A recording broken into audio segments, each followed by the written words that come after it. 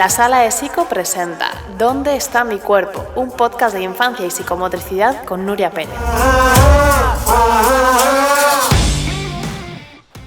¿Qué tal? Buenos días, buenas tardes, bienvenido, bienvenida a un episodio más del podcast de La Sala de Psico. Ya ves que hoy no estoy en la Sala de Psico, tampoco estoy en ningún estudio, estoy en un sitio maravilloso. Estoy con Paola. Paola, además es que no sabes, yo vivía en esa esquina, de ahí atrás. Sí. Es que yo me he enterado que eras valenciana. Claro, cuando hemos llegado, yo hice la carrera en Valencia y cuando hemos llegado, yo decía, me suena un montón, es que yo vivía en esa esquina ahí atrás. Entonces, bueno, estoy en un sitio muy especial porque, bueno, ¿no? Me trae a un poco mis orígenes. Estoy con Paola de la Cruz. Paola, mil gracias por traerme a una de tus casas. Bienvenida. A una de tus muchas casas. Seguramente la conoces por redes porque Paola, para mí, te la voy a presentar como lo que significa para mí. Para mí es, o para mí eres, mejor dicho, te lo digo que te tengo aquí, eres una activista de los derechos de los niños. Y me resulta tan necesario que haya gente que hable de una manera tan clara de lo que la infancia necesita, de cómo las familias se tienen que acercar y sobre todo de cómo los profesionales, o sea, toda la incoherencia, ¿no? Muchas veces de tenemos un discurso pero que luego no llega a la práctica. Y qué bonito que se vea cómo desde la gestión de los centros de educación infantil se pueden hacer las cosas de una manera diferente. Así que bienvenida al podcast. Yo me doy la autobienvenida, me la acaba de dar, pero también me doy la autobienvenida a su casa. Y bueno, yo quiero que venga para que hablemos de valores, de niños, de niñas, de familias, de educación y de todo lo que podemos traer a la gente que nos escucha. Así que, bienvenida de nuevo. Un placer. Bueno, yo creo que es indispensable que muchos de los docentes tomemos ese papel, ¿no? Porque hablar de educación es hablar de respeto, es tener presencia y tener el papel clarísimo de que el protagonismo está en esos pequeños a los que acompañamos. Y la diferencia entre educar y acompañar es bárbara. Uh-huh.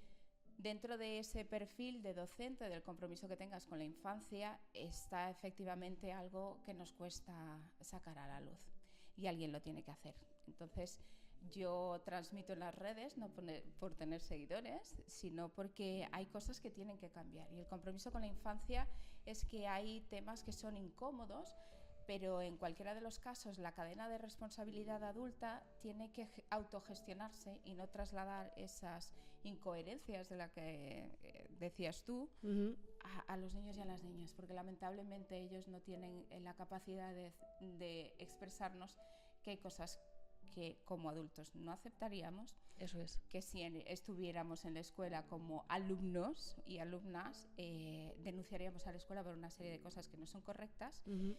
Y sí que es verdad que hay un contenido muy alto de docentes que han cambiado la escuela, que han hecho que la escuela sea amable, respetuosa, uh-huh. con una vocación, con un respeto, con una formación. Y justamente por esos compañeros y compañeras comprometidos hay que invitar a marchar a aquel que se equivocó de la carrera, que no es un trabajo. Entonces esa gente tiene que encontrar algo que le haga feliz y sobre todo estamos hablando de respetos de niños y las niñas. No tiene que haber ninguna justificación para que gente que no entienda este concepto esté en la escuela. Por eso no hago amigos. Qué importante. Bueno, yo soy de tu club, creo. Qué importante esto. Yo también hablo mucho de responsabilidad, hablo de esto, ¿no? De afortunadamente no somos árboles. Si esto no te gusta, si no se te da bien, si te puedes ir, no pasa nada. Si es que está bien, o sea, y además todos creo que necesitamos en las diferentes etapas de la vida, podemos necesitar cosas diferentes, quizá, bueno, no está mal, ¿no? Cambiar de ámbito de trabajo, cambiar de etapa, de lo que sea.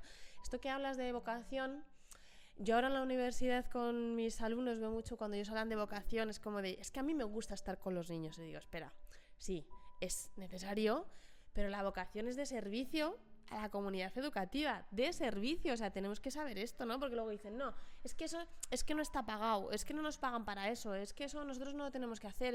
Espera, o sea, estar con los niños implica mucho, implica una responsabilidad muy fuerte, porque en esto que decías, es muy fácil apropiarse de un niño. Ojalá, y yo con esto con las familias lo trabajo mucho, decir, ojalá los niños nos pudieran decir claramente, no me estás tratando bien. Lo que pasa es que, claro, no lo dicen con las palabras, ¿no?, de manera directa, sino que lo dicen muchas veces con el comportamiento, somatizando, etcétera, y es como es un niño, seguimos infantilizando y no escuchamos la parte de responsabilidad que tenemos, ¿no?, de esta falta de escucha y esta falta de decir esto que tiene que ver conmigo, no solo que el niño no funciona. Entonces, bueno, totalmente de acuerdo de que es importante que estos mensajes se vayan dando y que afortunadamente sí que es verdad que hay una escuela que está cambiando, que hay mucha parte profesional que se está profesionalizando, ¿no? Mira, la escuela cambió hace 12 años, que fue como el movimiento de conciencia y es lo más importante para un cambio, es decir, tengo que tener presente qué es lo que no hay que hacer. Uh-huh. Y es que se ha hecho tanto. Se ha transformado tanto, se ha entendido tanto, se ha incorporado tanto y hablamos de esa innovación que es maravillosa y en esta búsqueda de perfección del docente, que sabes lo que veníamos hablando en el coche, ¿no? Yo me saqué la carrera y dije, ¡guau! Y dices, ¡guau! No soy nadie.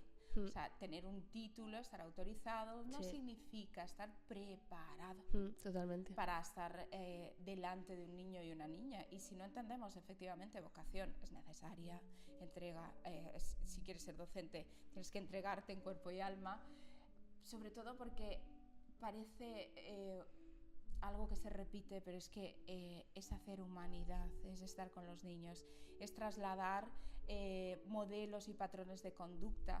Y es tan incoherente a veces que digamos, es que yo pido respeto, yo pido tranquilidad, buscamos esa vida idealizada y resulta que los niños y las niñas se enfrentan a entornos tóxicos, a entornos abusivos, a entornos poco respetuosos, y no se trata de que todas las escuelas lleven esa misma línea, por supuesto que no, pero si hay una escuela que no genera respeto, que no acompaña, que no abre la puerta a la familia, que son temas de los que vamos a hablar, no podemos hablar de innovación pedagógica. Yo he viajado muchísimo, me he interesado muchísimo por cómo lo hacen, por trasladar, por entender qué puedo hacer con mis medios, estudiar el patrón, el modelo social que tengo que ofertar acorde a donde me encuentro como escuela, las necesidades de la familia, cómo piensa, cómo evoluciona, ¿no? La educación es una transformación constante de la sociedad y hay que estar en el día a día. Por tanto, los grandes dinosaurios tampoco pueden estar. Porque no podemos aplicar las mismas fórmulas, ¿no? Pero hay una cosa que me ha maravillado que has dicho, es yo no te puedo decir, me estás tratando con poco respeto, no me siento cómoda. Y yo ahora mismo te voy a coger a ti y te voy a decir, bienvenida a Dino School, nos encanta tenerte aquí. Y nadie va a entender el contexto de venga, cariño, vamos a estar quietos, ¿no? Esta violencia sutil, que tanto viven los niños. Exactamente. Mira, me da igual que la escuela sea nueva, grande, pequeña, que todas sean guías Montessori, que, o sea, hemos modificado tanto las cosas que está genial. Pero si la mayor innovación, que es el respeto, el permiso al cuerpo, el yo te acompaño, te escucho, me pongo a tu altura, está genial, fantástico. O sea, tienen y son los derechos de los niños y las niñas. Nadie tiene derecho a tratar mal a un niño que no tiene las condiciones de poner un límite, que está aprendiendo, que no puede decir lo que haces no me gusta, eres un abusón, ¿no? Luego hacemos programas súper bonitos contra el acoso, el bullying. De cara a la galería, lo que hablábamos antes también. Es que eso es indispensable. Entonces, poder entender en el respeto la mayor innovación. Olvídate, si en una escuela se grita y es una escuela preciosa, para mí no es escuela, para mí es una estructura bonita, arquitectónica. Si en una escuela se castiga, si en una escuela hay docentes que no son felices haciendo lo que tienen que hacer, es que hablemos de coherencia, ¿no? Hablemos de qué transmito. Si yo soy una persona sombra, que está siempre enfadada, que nunca me parece bien, que todo no me gusta. Sí, es la falta. Claro, es esto que hablábamos antes, ¿no? De valores.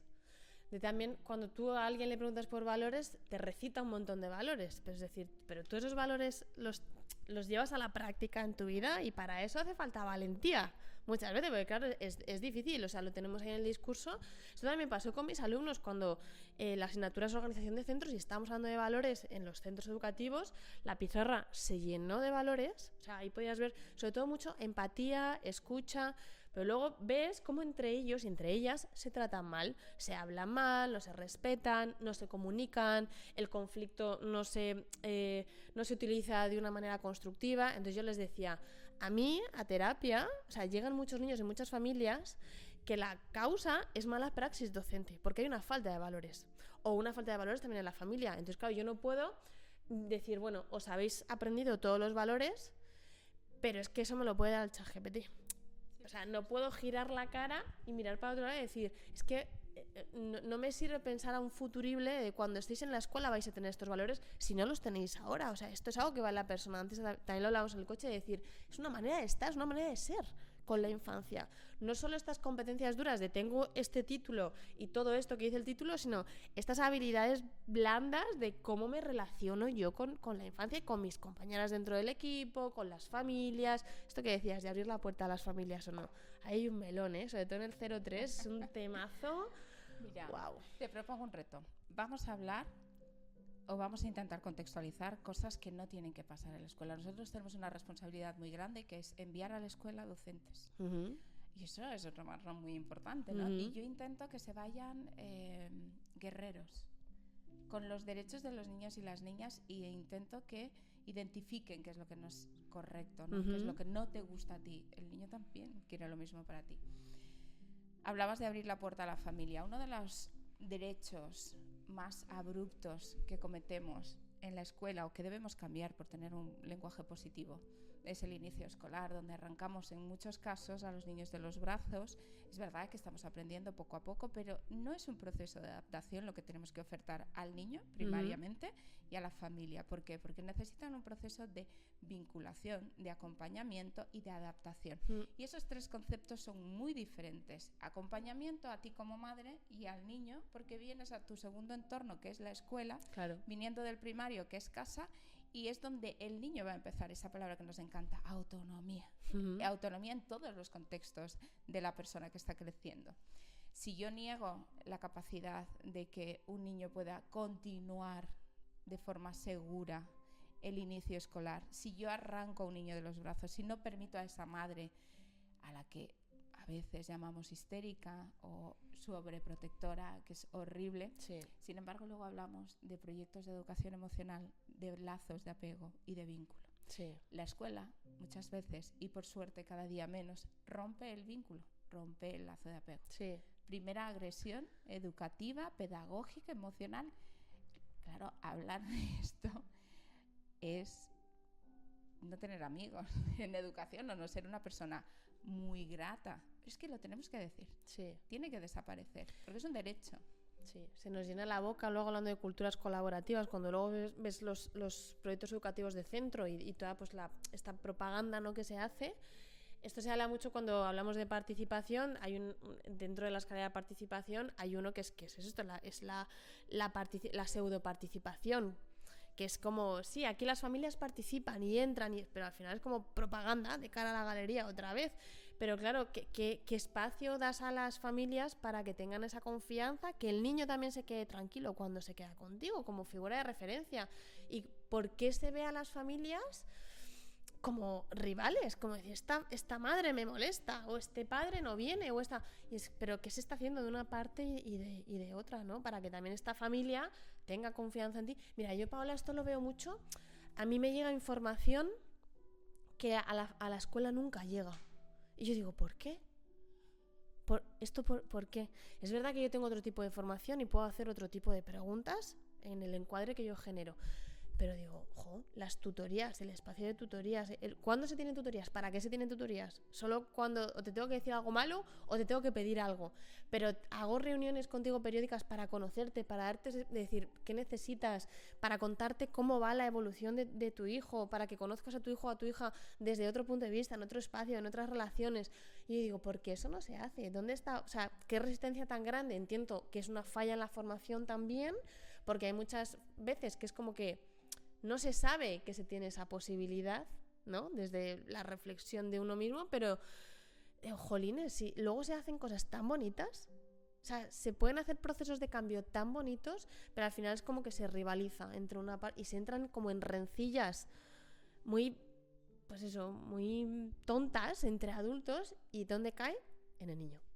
La cadena de responsabilidad adulta.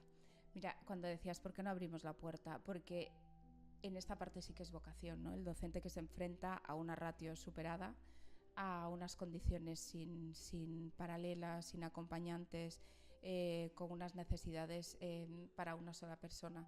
La escuela cambia, efectivamente, pero el discurso es comercial. El discurso, una escuela que no permite que la familia esté al 100%, ahí vinculamos a la familia y a la escuela. Ahí continuamos alimentando los lazos de apego. También vamos a abrir otro melón que está relacionado con el cómo toco, cómo respeto, cómo concibo a la infancia. Ay, me encantan estas cosas. Cómo hablo, y que aunque yo te diga cariño... No lo veis, pero me está apretando. Claro, eso es violencia dulce, eso es violencia súper naturalizada, ¿no? Y es que el niño al que está siendo apretado siente miedo, pánico, porque esa persona que aunque le trate bien, mal o regular, es el punto de referencia en la escuela, y lo invasivo que es que alguien te esté así hablando y te esté sonriendo, y además, o sea, el nano está diciendo, esta persona me quiere, me dice cariño, no, pero me está haciendo mal. Sí. Ostras, yo estoy haciendo algo mal, yo no puedo defraudar a esta persona. Me quedo quieto, y entonces el quietito, espera un ratito, tiene efecto. Parece una broma, pero es que estas cosas no tienen que pasar. No tienen que pasar. Sí. Cuando yo no permito que la familia me acompañe, es que es verdad que los recursos económicos, la política, o sea, dejemos de hablar de esto.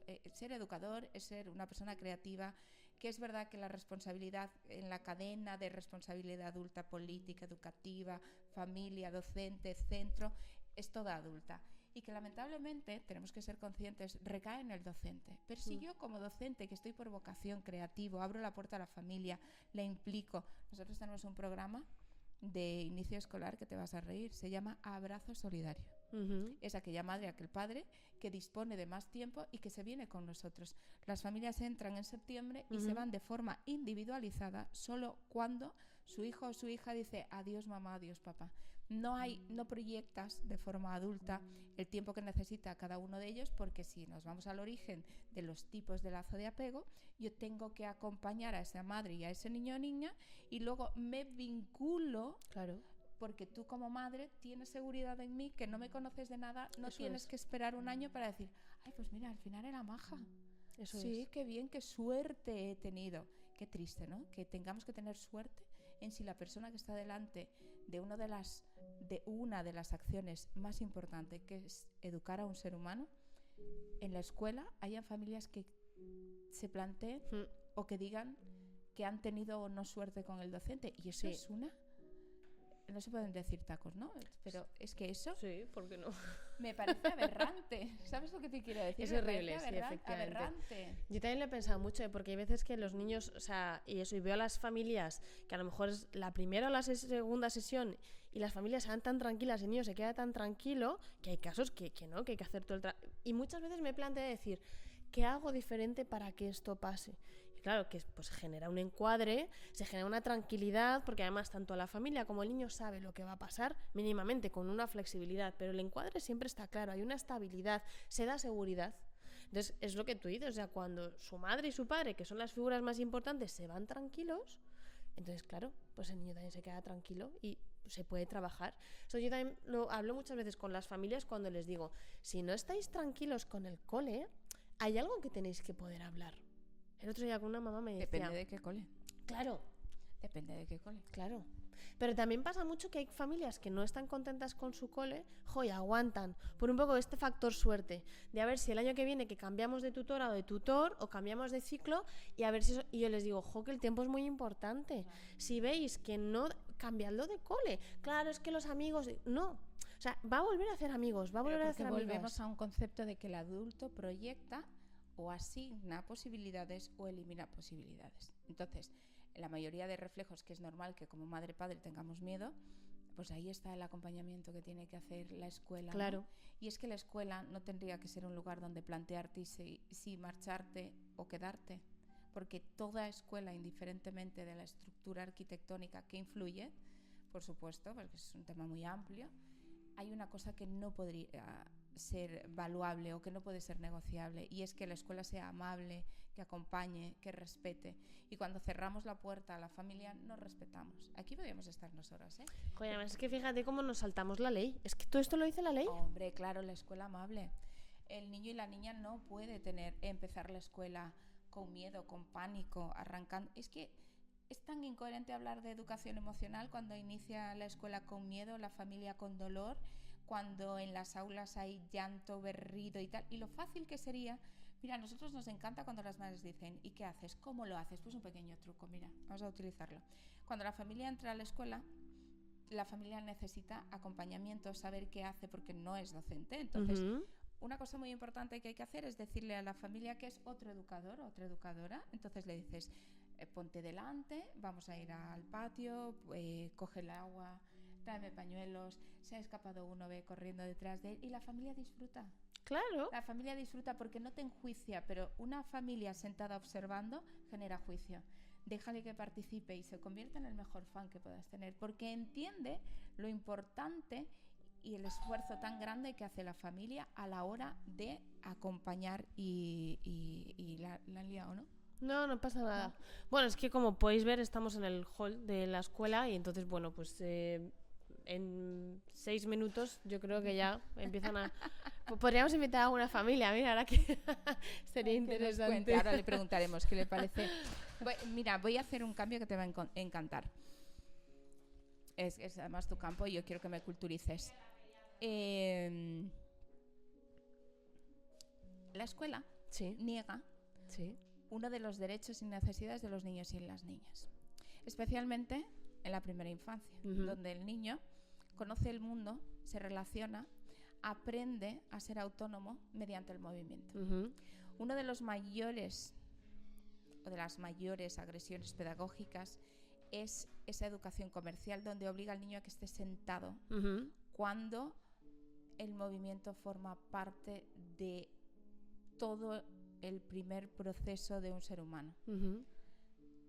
Además a esto le podemos enganchar la obligatoriedad de relacionar con procesos que no están desarrollados con la anatomía del niño y la niña y en la que se generan otros problemas que además generan otros problemas donde confundimos a la familia. Esto es muy largo, pero este parece un chascarrillo.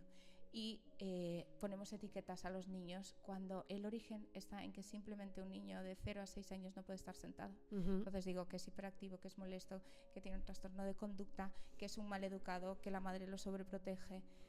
Y es que tenemos que hablar de que el derecho más importante, al margen del respeto, en la primera infancia es el movimiento. Dale. Mira, el otro día justo fui a hacer una observación de un peque con el que estoy trabajando. Fui a hacerle una observación al aula y luego lo hablaba con la tutora y decía, es que es un problema de sistema. En cuanto decía, es que no se mueven, o sea, bastante bien para, o sea, entre comillas, bastante tranquilos están, llevan toda la mañana y además a mí me invitaron, estaba en la asamblea y yo estaba que no sabía dónde meterme, porque era como, Dios, necesito moverme, yo no puedo estar más aquí, o sea fue como de, es como, han tenido 20 minutos de patio que no les ha dado tiempo a nada. Entonces, claro, estaba inquieto, pero este niño y todos, y decía, pero ¿por qué el movimiento no está más en la escuela, ¿no? O sea, es un problema de estructura muy, muy fuerte. Pero también hay una parte, el otro día también haciendo una formación en un cole, les decía, estábamos hablando de esto y decía, cuando hablamos de psicomotricidad, está mal entendido. Decía, tú piensas, o sea, tú hablas de psicomotricidad y haces un circuito, ¿dónde está la parte psico?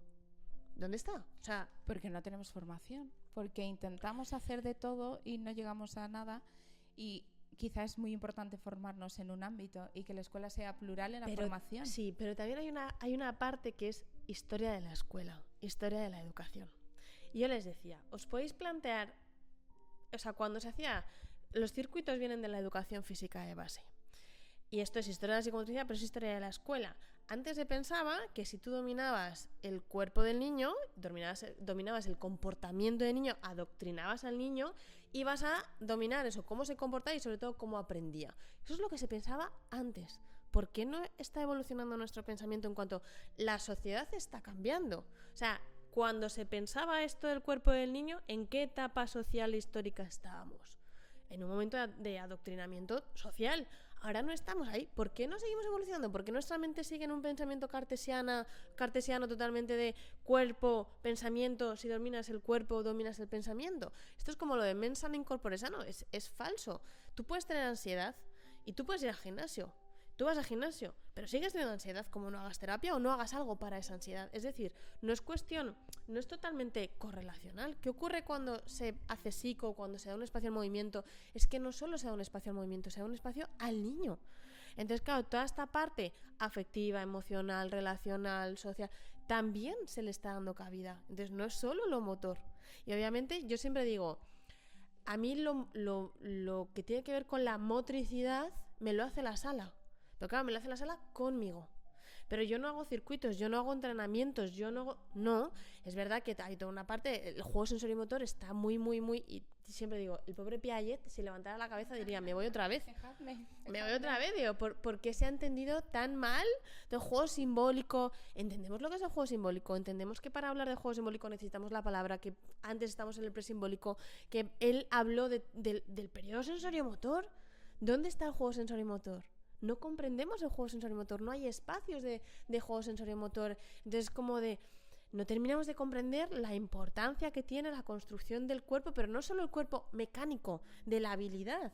Es que la habilidad va sola. Si el niño tiene un proceso de vinculación donde está la conducta de apego y la conducta de exploración, pero no terminamos es como nos faltan partes. Tenemos mucha información como suelta, pero nos falta poder hilarlo todo para darle un sentido, que eso luego nos da la flexibilidad para poder estar con los niños y ajustarte en tiempo real a lo que te va trayendo.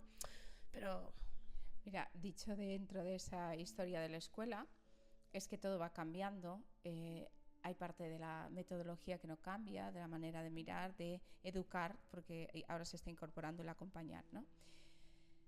Efectos de lo que tú nos comentas a día de hoy, ¿vale? Para que reconozcamos cuando veamos en el aula eso, está partir de la base del ser humano imperfecto, que requiere de una necesidad motora, en la que va relacionada directamente con la parte emocional y en la que la escuela tiene que predisponer, tengas o no un espacio de psico, tengas o no formación en psico, entender en el pasillo una oportunidad de movimiento, de desbloqueo emocional.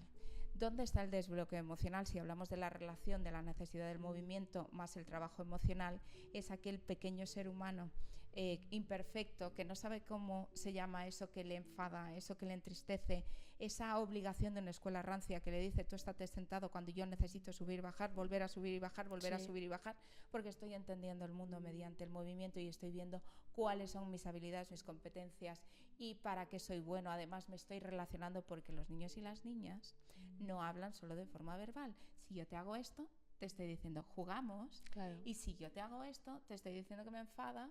Y los niños, algo muy importante que va a tener todo en relación en lo que voy a decir, es que son netamente corporales, que en la primera infancia están aprendiendo a saber cómo se llama eso que sienten, la educación emocional que tanto nos gusta, pero además resuelven el conflicto de forma corporal. Y dices, es que lo recojo del cole y quiere seguirse moviendo. Plantéate de qué escuela viene tu hijo. Claro. No necesariamente, ojo, hay que tener una sala de psico, porque eso es lo que veníamos hablando, ¿no? Nos vas a ayudar en el proceso de incorporación de esta formación en todos nuestros centros, en nuestra formación de nuestro equipo, que es fantástico, porque yo te decía, en escala de prioridad, yo quiero que la escuela sea bonita, que los eduquen con respeto, que pidan permiso. Nosotros pedimos permiso para limpiarnos los mocos, claro. Permiso para tocarte, permiso para peinarte. Y está prohibido levantar una voz, gritar o menos castigar. Entonces, para mí, la mayor innovación pedagógica es eliminar el autoritarismo y la incompetencia emocional del docente, que tiene que ser un guía a servicio del niño y la niña. Eso es. Esa es mi mayor innovación pedagógica. Luego, lo demás son adornos. Porque ¿de qué me vale tener una sala preciosa, un atelier de... ¿Cuánto tienes? ¿500 metros? Si la gente no está formada. ¿De qué me vale no empezar por una formación consciente en psicomotricidad? Es que y pierde tener una el sala sentido. preciosa? No tiene sentido. Pero después de todo eso, para mí lo más importante, el respeto y la salud emocional del adulto. Entonces, Esto. si tú niegas la necesidad de movimiento del niño, no te quejes, adulto, de por qué grita, por qué se enfada, por qué se tira al suelo, porque le estás negando la posibilidad de expresar una emoción con el cuerpo, porque necesita moverse, sí. Y porque vive en un mundo adulto donde lo más jodido es ser niño o niña. Efectivamente. Hay que decirlo claro. Es que hay que decirlo claro. Efectivamente. Y es que eso es que a veces nos resistimos. Y esto, mira, también pasa luego mucho con niños y niñas que hablan mucho. Es como a veces les cae como una maldición a los pobrecitos, porque a los adultos que están acompañados se les olvida que son niños. Claro. Entonces como luego te cuentan problemones que yo digo, pero es que tiene esta edad, es que lo natural es que tiene que pasar esto, es que son cosas de niños, es que no está pasando nada. Lo que pasa que es que nos molestan los niños a veces y queremos que lo hagan todo rápido, y que además si ya salía tiene que salir mejor, no podemos dar un paso atrás. Y es como, tú te miras al espejo todos los días y te das cuenta de que no todos los días está súper bien. Si es que a nosotros también nos pasa todo el rato, pero es como, queremos eso, que nos hagan la vida fácil los niños a nosotros, cuando nosotros muchas veces no les hacemos la vida fácil a ellos. Muchas veces las familias carecemos de ese concepto o esa capacidad que podemos tener a la hora de preguntar, ¿no? El docente tiene que tener una mirada amplia y tiene que ser tan amable, porque es el gestor de la familia y del niño que te confía esa familia. Uh-huh. Entonces, una familia bien acompañada, con directrices claras, pudiendo ser partícipe, con un guía del docente, por parte del docente, lo que quiero decir es que las familias necesitamos que nos guiéis. Total, sí. Y que no tenemos problema en que nos digan cómo hacerlo. Y ahora me voy como si yo fuese madre, que lo soy de 3. Si nosotros tenemos la mirada a la reeducación del adulto, tanto en el ámbito docente como en el ámbito familiar, el docente tiene, por decirlo, y que esto espero que no se me echen encima, o sí, que me va a dar igual, la obligación de reeducar también a la familia. Porque la familia no puede saber, pero tú elegiste ser docente. Efectivamente. Y entonces esa reeducación es para el mundo. Y yo reeduco, cuando viene la familia aquí, abrimos la puerta a la familia, siempre dicen, es que yo grito, digo, no pasa nada, luego verás cómo. Y vosotras, ¿cómo tocáis? Digo, pues observa. ¿Sabes? Entonces hay un proceso de formación también a la familia. Sí. Como familia no lo sabemos todo. Y no tenéis por qué saberlo. Exacto.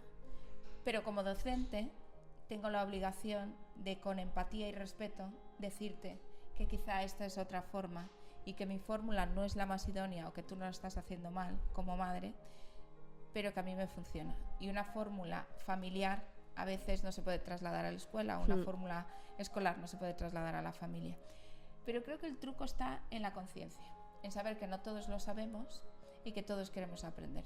Y quizá por ahí podamos Eso lograr. es la cultura colaborativa real, de verdad. Mira, yo con mis familias, bueno, yo también le llamo escuela de familias, al final es lo más fácil, sí. Pero una vez al mes vienen.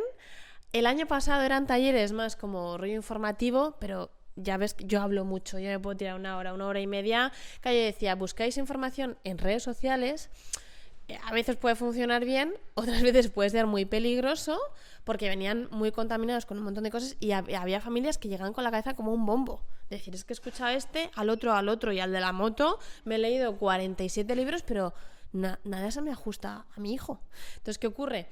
Yo conozco a todos los niños, voy conociendo a todas las familias, entonces lo que hacía era talleres, no eran talleres como tal, sino, vamos a llamarles seminarios, donde yo explicaba cosas que sabía que se ajustaba, que tocaba a todos los momentos madurativos de lo que estábamos viviendo. Pues este año hemos bajado el cuerpo y se han hecho talleres, talleres una vez al mes de 1 hora y media, donde vienen luego le damos cabida en el grupo, pero todo tiene que ver con la comunicación desde ellos mismos, de cómo te comunicas, cómo comunicas los límites, cómo comunicas tu autoridad, cómo comunicas lo que no te gusta, cómo comunicas tus emociones, cómo te comunicas con tu pareja, todo esto cómo se hace. Y el cambio que han dado, Paula, tan bonito, porque además intento que vengan como, si viene la pareja, que vengan como separados, se hacen 2 horas, aparte para facilitar también la logística, decir, no me podéis poner excusa.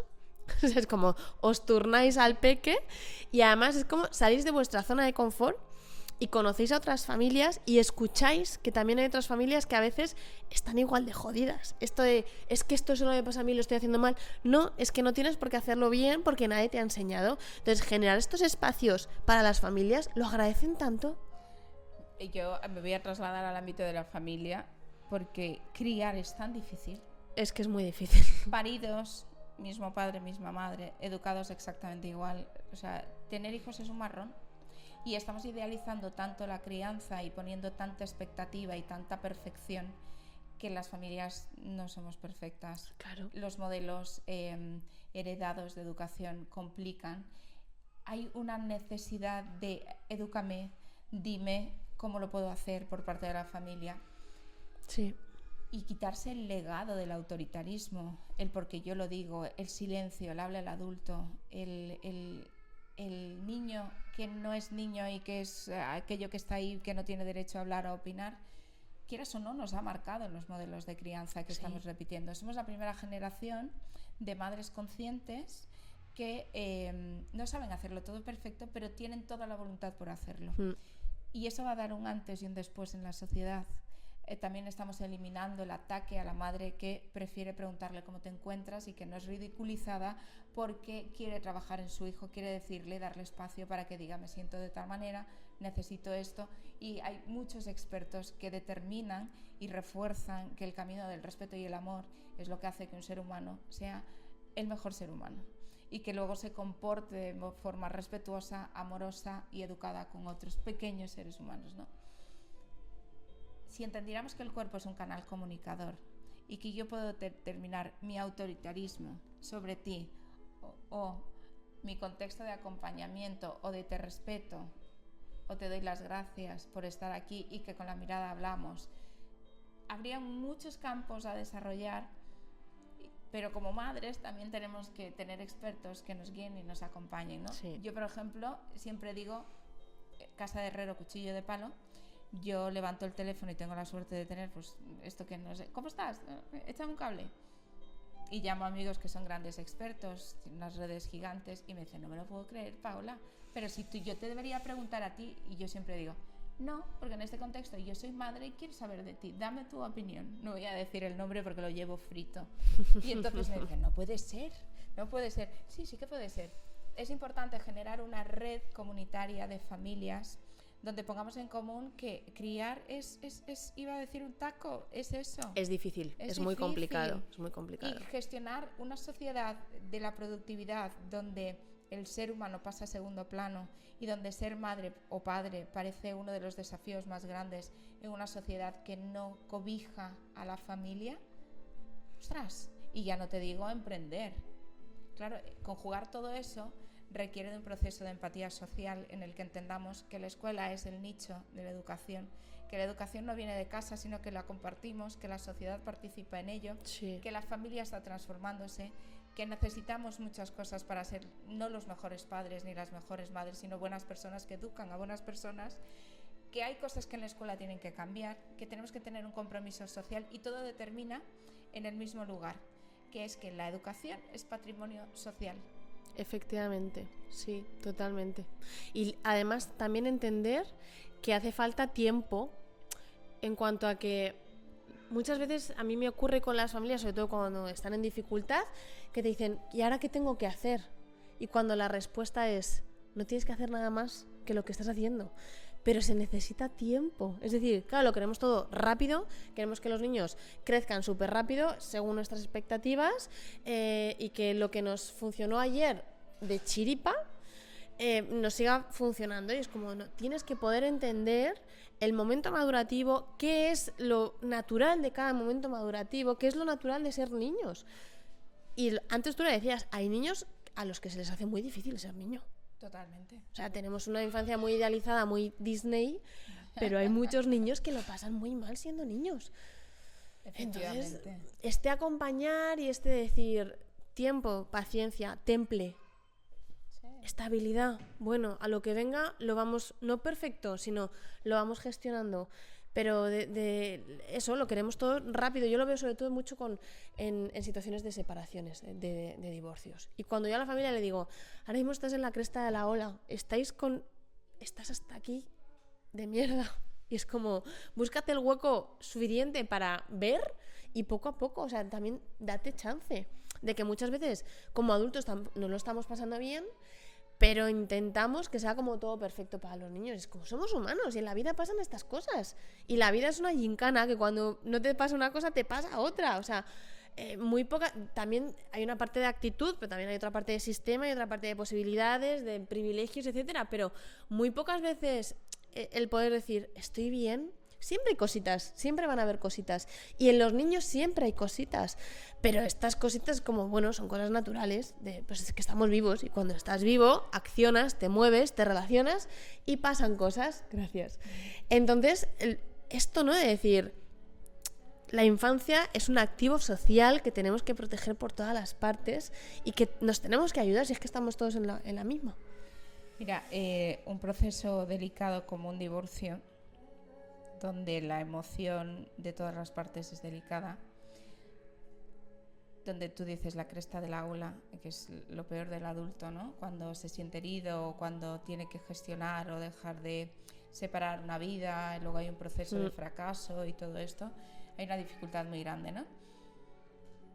Pero yo podía entender y transmitir un concepto que es real, y es que cuando el adulto tiene la capacidad de pensar que su dificultad o su no posibilidad de continuar dentro de un proyecto de familia no puede seguir hacia adelante, cuando asumes que eres otro modelo de familia y que sobre el adulto, sin dejar de sentir, ojo, una persona que no está sana no puede cuidar a otra, sin cuidarme yo no puedo ponerme al servicio de otra, ¿no? Con ese autocuidado que requiere la persona, sí que se puede llegar a tener otro proyecto común, que los hijos estén por encima del adulto, entendiendo en ese proyecto de crianza y de educación, de respeto y de amor hacia los hijos, y sobre todo haciendo en este ámbito también algo muy importante que tenemos que hacer los adultos, es entender que la responsabilidad de aquello que no supiste gestionar o que no funcionó no recae sobre tus hijos, y que aunque no seas familia unida en ese contexto tradicional, puedes ser el mejor padre, la mejor madre, ofertando no desde esa perfección social que se espera, sino desde el amor y el compromiso y el ser imperfecto, que ojalá hubiera podido ser diferente. Por eso que importante cuando yo a las familias les digo, los niños afortunadamente no solo tienen una figura de vinculación, tienen otras figuras de referencia, y también a los profesionales les digo mucho, estas responsabilidades somos figuras de referencia para los niños, y esto lo tenemos que tener muy claro. Todos nos acordamos de los profes que teníamos, y si hemos hecho terapia, claro, y si hemos hecho terapia, todos nos acordamos de los terapeutas que hemos tenido, para bien o para mal. Entonces tenemos que tener esto muy claro, y luego a las familias de decir, es que no os tenéis que cargar todo el peso, es decir, dejar a la gente trabajar, pero claro, se tiene que generar, a lo que estábamos hablando antes, un espacio de confianza en el que decir, bueno, yo esto no lo puedo hacer, a lo mejor en mi caso esto se puede trabajar con Nuria, esto se gestiona con Nuria y luego aquí se refuerza, pero no lo tengo que hacer yo todo encima perfecto. Totalmente. Mira, hay una cosa que me encantaría que se quedara, si podemos legar algo, que sea el hecho de que tengamos muy presente que un punto de referencia marca la vida de un pequeño ser humano en cualquier etapa de su vida, y algo más importante aún, que abusamos de ese contexto de ser una persona importante para un niño o una niña. Aunque yo te maltrate siendo tu niña, aunque yo te pegue, aunque yo te castigue, te ignore, no te cubra emocionalmente, como yo soy tu figura de referencia y una etapa determinada del ser humano necesita a alguien al que agarrarse para sentirse seguro, yo puedo gestionar mi acompañamiento, mi crianza a ese niño, a ti como niña, siendo una mala persona. Y aún así, tú me vas a seguir queriendo. Y eso es súper duro, entender que un niño maltratado sigue queriendo al maltratador. Sí. Y que un niño lo que merece es que el punto de referencia, sin tener perfección y sin buscarla, simplemente sea buena persona y tenga conciencia. El inicio de la crianza respetuosa es la conciencia, para saber que no soy perfecta, que hay cosas que tengo que cambiar, que hay cosas que estoy aprendiendo, que hay cosas que puedo mejorar, porque la social crianza edulcorada esta no tiene nada que ver. Mi hijo me dice, mamá, tú gritas. Digo, hombre, claro, no te fastidies. Digo, ya está bien, es que te lo he dicho 3 veces, es que soy humana. Es que parece que estás, claro, y mi dificultad, tengo uno de 16 que va a cumplir 17, uno de 11 que va a cumplir 12 y uno de 5. Entonces, el de 12 están como mimetizados y es como repetir la misma película. Y digo, no, Dios, vuelven. Y hablo con ellos y digo, Roberto, ¿me escuchas? Pau, ¿me escuchas? Digo, ya sé que no me escuchas, pero yo me desahogo. Digo, ya está bien, ¿por qué necesitas que suba la voz? Porque yo también subo la voz. Pero, perdona, hijo, es que es para decirte dos cosas. O sea, no soy perfecta. Y dice, uy, la crianza, mamá, la crianza. Digo, es que, de verdad, ¿sabes? No va de ser perfecto, va de ser consciente. Somos humanos también, efectivamente. Va de ser consciente y respetándonos. Esa es la base. Sí. Respeto y conciencia, creo yo. Antes también hablabas de esto, ¿no? De que hay veces que damos por hecho que todo el mundo está en su máxima capacidad para criar, para relacionarse, y no. Y la salud mental está tan fragilizada que, claro, entonces, claro, cuando nos encontramos con ellos, mira, el otro día escuchaba a un niño que decía, es que yo cuando traigo juguetes al cole, fulanito y menganitos que son unos pesados, porque todo el rato se ponen muy pesados, porque todo el rato me quieren preguntar qué, y la tutora decía, ¿no será que quieren jugar contigo? Y yo lo veía y decía, criatura, que tiene que escuchar este niño en su ambiente para percibir y decir, verbalizar que cuando dos compañeros se acercan a jugar con él, lo que él trae, y se muestran interés y quieren estar con él, él piensa que son unos pesados y se queja. Y lo vi tan solo, o sea, lo percibí tan solo que dije, pobrecito, o sea, con 4 años. Y claro, decía, yo me posicionaba como el adulto, ¿no? ¿Cómo puedes ver a este niño y decir cuánta soledad hay en este niño y qué tiene que recibir para dar esa herramienta? O te puedes posicionar en, es que este niño es un impertinente.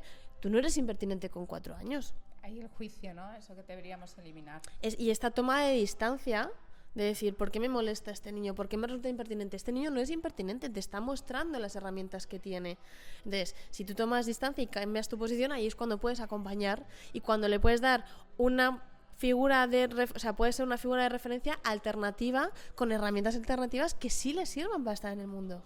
¿Sabes lo gracioso de esto? Es que cuando tú ves a un niño con una carencia o un niño que expresa de forma negativa, no deja de ser la forma de reclamar eso que no tiene. Claro. Entonces es eso que no está siendo cubierto. Y ahí la importancia también de en todos los ámbitos de una persona que tenga un crío a su costado y otra persona que no sepa cuál es su vida, cuáles son sus condiciones, contra qué lucha, cuál es la realidad de su familia. El juicio es una de las cosas más peligrosas a la hora de opinar de una realidad que no conocemos. Pero no hay cosa más bonita que acompañar, intentar buscar qué hay detrás de esa actitud y es cubrir esa necesidad, que es la que tú dices. No es un niño impertinente, es un niño con carencias, un niño abandonado, quizá un niño que simplemente escucha, ojalá sea eso, ¿no? Un vocabulario poco ojalá sea eso. Positivo. Pero yo creo que va también muy relacionado nuevamente con el modelo de adulto que tiene delante. Sí. Yo me voy a poner a bailar, ¿eh? Anoche, de hecho, se está subiendo la esta. Anoche, de hecho, lo pensaba justo esto porque ayer fue San Isidro y yo me estaba yendo de la paradera, eran las, no sé, como las 11:30 y había niños muy pequeños que se estaban yendo después de los fuegos, el concierto de Azúcar Moreno, o sea, imagínate el nivel de estímulos y yo pensaba, esta criatura mañana, ¿cómo va a estar en el colegio? ¿Qué día va a pasar esta criatura mañana si yo estoy que me caigo de sueño? Este niño, esta niña, ¿cómo va a estar y cómo se la va a recibir? Y muy posiblemente le va a caer al niño. Porque, claro, no se pone... No me pongo a pensar de esto que está ocurriendo, ¿estará pasando algo más? No, pues no escuchas, no atiendes, no te interesa, no aprendes. Entonces, es que hay mucha tela que cortar.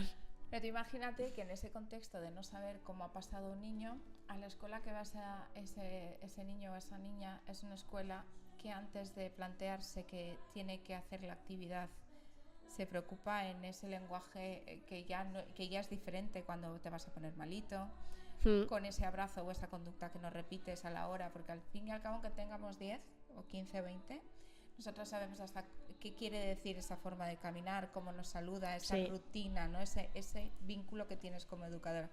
Me encantaría soñar y llegar al punto en el que me gusta soñar. Tengo un problema, que soy disléxica, y ordenar me cuesta muchísimo, no sé si lo sabías. Y hago traslados. Quiero dejar de soñar y entender que los niños van a llegar a una escuela donde quizá la familia tuvo un día difícil, pero que va a haber otro lugar donde se equilibre, porque nos podemos permitir estar mal. Tanto la escuela y la familia tenemos que apoyarnos unos a otros. Me encantaría seguir soñando con que los docentes, antes de plantearse qué aportar de forma pedagógica para la foto, para el Instagram, se olvidan de todo eso que tiene que ver con la educación comercial y se centran en esa información que damos constantemente, que las investigaciones nos repiten, que es trabajar en el ser, el cómo te encuentras, qué necesitas, una mirada en los ojos, un tocar, un abrazar, porque lamentablemente muchos niños y muchas niñas cuando llegan a la escuela, quizá en casa no porque no quieran, esos padres nunca les enseñaron o les dijeron te quiero, y hay una dificultad, una ruptura de un patrón que seguro que aman a ese hijo, nadie quiere hacerle mal a un hijo, sí. Pero tú como docente tienes que enseñarle, abrirle el canal para que poco a poco esa familia vea que hay otras formas de decir te quiero, y tu responsabilidad quizá sea decirle te quiero, me alegra verte, me alegra que llegues a la escuela y que se la haya pasado de puta madre con azúcar moreno y que lleguen de fiesta, porque a lo mejor la familia es la única vez que ha podido salir de fiesta después de un contexto grande, ¿no? Mira, yo he pasado por una experiencia de enfermedad de uno de mis hijos, de 2, el último bastante delicada. Y lamentablemente tenemos que esperar que nos pasen cosas muy duras para darle la vuelta a la vida, a lo que es la vida. Yo disfruto del lunes, del martes, del miércoles, del jueves, del viernes, del sábado, del domingo, y no espero que sea fin de semana. Para mí todos los días son una fiesta, porque tener un hijo que es posible que mañana no esté, te cambia la perspectiva de la vida, y créeme que no te recomiendo poder ver cómo pasa la vida por una ventana de un hospital esperando que tu hijo salga de esa, o que entre a un quirófano y que cruces, y el dolor que siente una familia cuando un hijo puede morir, y esa realidad es muy dura, o ver a un hijo que entra y sale de un quirófano constantemente y que no encuentra solución. Y esto, mi éxito es ver a mi hijo correr, reírse. Mi éxito es llegar a casa, no tener agua, no tener cena y decir, pues vámonos a cenar, que no pasa nada. Entonces, quizá yo sea la madre que vaya a azúcar moreno con el niño y mañana lo mande reventado. Me encontrarás allí en azúcar moreno. ¿Sabes? Entonces, pero es que la vida son otras cosas. La vida es el trabajo en el ser, el acompañar, que es una palabra tan profunda y tan bonita, que si no entendemos lo que es acompañar, que es marcar y dejar huella en alguien, de forma sutil o no, y la diferencia es muy grande, ¿eh? Sutil o no. Sí. Y ahí el querer seguir soñando en que la escuela es casa. Es maravilloso. ¿Tú ves la familia como entra sin pedir permiso? Eso es maravilloso. Es que nosotros no tenemos que tener cámaras, porque la familia entra cuando le da la gana. Es casa. Y es casa porque yo comparto la crianza y la educación con gente muy comprometida, con que me da igual, nadie sale corriendo a decir viene una madre, viene un padre, porque te voy a educar bonito, te voy a tocar. Porque estéis tranquilas, es que... Y eso es la mayor prueba de compromiso. Y la gente no es tonta, las familias no son tontas, y las familias esto lo valoran muchísimo. Y no necesitáis hacer ningún tipo de propaganda, porque es que además es que se necesita. Sí. Entonces, mira, yo quiero tirar una lanza súper bonita, y es que yo soy una loca soñadora, enamorada de la infancia, de la educación, reivindicativa, y que eso, no me importa tener muchos amigos, porque el concepto de amigos también cambia con los años. Entonces, tener amigos no es tener muchos conocidos. Lo bonito de esto es encontrar a gente que cree en un proyecto y está tan loco como tú, y que consigas que esa locura se convierta en una realidad. Y lo que yo agradezco a la gente que forma parte de los equipos es que entienden el concepto desde el corazón. O sea, son la crianza, el acompañamiento, la escuela lenta, el amor a la infancia, el respeto, y conseguir que esa gente lleve a cabo tus locuras relacionadas con el respeto, con la infancia, con los derechos, con todo, eso es maravilloso. Yo ya estoy pagada, en mi ámbito profesional estoy totalmente pagada. Y poder trasladar este tipo de conceptos yo viajo por todo el mundo y llegar a entidades gigantes y romperles las estructuras y decirle, me parece maravilloso todo lo que tienes, pero vamos a empezar por cómo hablas, por cómo tocas, por cómo pides permiso, por cómo miras. Eso es la mayor innovación. Y desmontar, ¿sabes? Hackeas a la gente y dices, wow, pero no tenemos que cambiar. No, me da igual que seas una escuela pequeñita, con pocos recursos, que si lo que tienes es respeto, esa es la escuela de tus hijos. No os dejéis llevar por lo comercial, por lo visual, que en la parte de la pedagogía y en otras ramas es muy importante, pero en lo importante pero la que base, es la educación, eso en es. el ser, Sí. yo no quiero que a mi hijo, ningún incompetente pedagógico o una persona insana emocional, le castigue, le maltrate, le grite, le haga responsable de eso que no sabe gestionar en sí. Yo quiero una persona que le marque de forma positiva y que mi hijo se ría con su profesor de matemáticas y tiene discalculia. Y al que más ama es al profesor de matemáticas, porque consigue que la clase de matemáticas no tenga un estrés alto, sino que sea divertida. Quiero que mi hijo El encuentro, vaya a Bellas Artes. el placer del encuentro y así es como se crece. Sí. Y también identificas al docente que dices, me cago en la mar, no tiene que estar ahí, ¿no? Pero también tienes compasión porque nadie le acompañó ni le dijo que ese no era su camino. Por eso hay que invitar desde el amor a marchar a la gente que nunca tuvo que ser docente. Porque educar es amar. Sí. Es que educar es amar. Y es el concepto, es entrega plena y absoluta al ser humano. Sí. Y ahí no hay pago porque nunca vamos a estar pagadas. Sí. ¿Me explico? No vamos a estar pagadas, pero fíjate, a mí me pasa una cosa muy curiosa y muy bonita en la sala y es cuando de repente los ves crecer.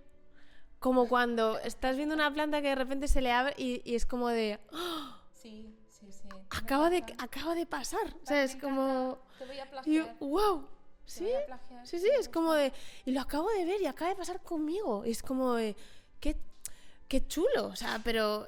Es esto, ¿no? Yo creo que a veces los adultos no nos permitimos esto, no nos permitimos el amor, no nos permitimos el decir cosas bonitas, y luego lo haces y dices, anda, si no explotas cuando le dices algo a alguien chulo, ¿no? No explotas, no pasa nada, al revés, te multiplicas, tu día va mejor. Entonces, claro, el trabajar en todo esto, ¿no? Que no tienes que estar todo el rato en la falta diciendo lo que no... Yo siempre cuento, bueno, no lo cuento tanto,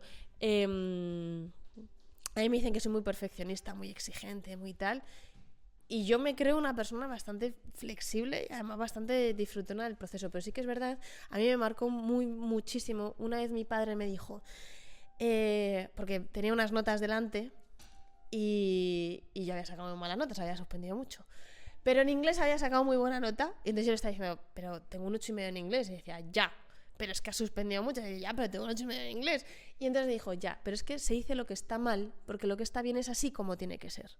A mí eso se me clavó. O sea, es que te lo estoy contando y es que recuerdo perfectamente a mi padre. Claro, yo he hecho mucho trabajo interno, pero claro, todo esto lo tenemos en el tuétano. Todos. Entonces, el poder de construir eso y decir, pues voy a decir lo bonito a la gente. Y el otro día alguien me decía, es que tú tienes como la capacidad de ver las cosas buenas de la gente y además lo dices. Y decía, jo, pues qué pena que me tengas que reconocer eso en el sentido de que no seamos más así, ¿no? Claro, los niños eso lo traen todo el rato y que pueda salir de una manera genuina el reconocer lo que hacen, porque no tenemos que darlo por hecho. O sea, están creciendo, reciben un montón de estímulos, hay cosas que les resultan súper difíciles y que muchas veces hacen mucho esfuerzo. Y reconocer eso de una manera genuina, de alegrarte de verdad de todo lo que hacen nuevo, de lo que consiguen, de lo que van haciendo, es que no lo encuentran en todos los adultos, lamentablemente, ¿no? Sí, y algo tan simple como lo que tú dices, es que he sacado un 8,5 en inglés. Entender que los tipos de inteligencias son diferidos y que si tu hijo no saca una buena nota en matemáticas es porque su habilidad cognitiva es matemáticas, no la más fuerte, pero es inglés. Y que además si le estás diciendo, ya, pero has sacado un 5, ya, pero es que como has sacado un 5 es un proceso cognitivo superior de mega esfuerzo Y tienes Claro. que aplaudir ese 5. Claro. Y hacemos eso que siempre, ahora escuchamos mucho, ¿no? Valora lo que es bueno, no le castigues por aquello que no es que no sea bueno, es que el cerebro funciona de una manera muy específica y tienes unas habilidades y unas competencias que lamentablemente son castigadas por el sistema de perfección y de nota. Cuando la nota la debería tener el docente, un sistema de autoevaluación, cómo me encuentro, cómo hago que llegue el conocimiento, cómo cada uno desarrolla su proceso de aprendizaje de forma individual, cómo me encuentro, estoy bien para estar delante de este grupo de niños y niñas. Para mí la evaluación tiene que ser al docente en sus competencias y sobre todo en eso que hay muchos docentes que dicen han suspendido. O sea, no hay mayor fracaso que tu grupo escolar suspenda, porque quiere decir que tú has sido pedagógicamente incompetente y que no has podido tener los recursos, las habilidades para que ese niño que no es matemático y que tiene una habilidad social, motora o la que fuese, lo suspendas. La incompetencia es tuya como profesora de matemáticas. Totalmente. ¿Me explico? Sí, de esto hablábamos con Javier Valle, también hablamos en el podcast, lo entrevisté, hablábamos de, pues siempre se habla de competencias del alumnado y se evalúa en competencias, pero las competencias docentes, ¿dónde están?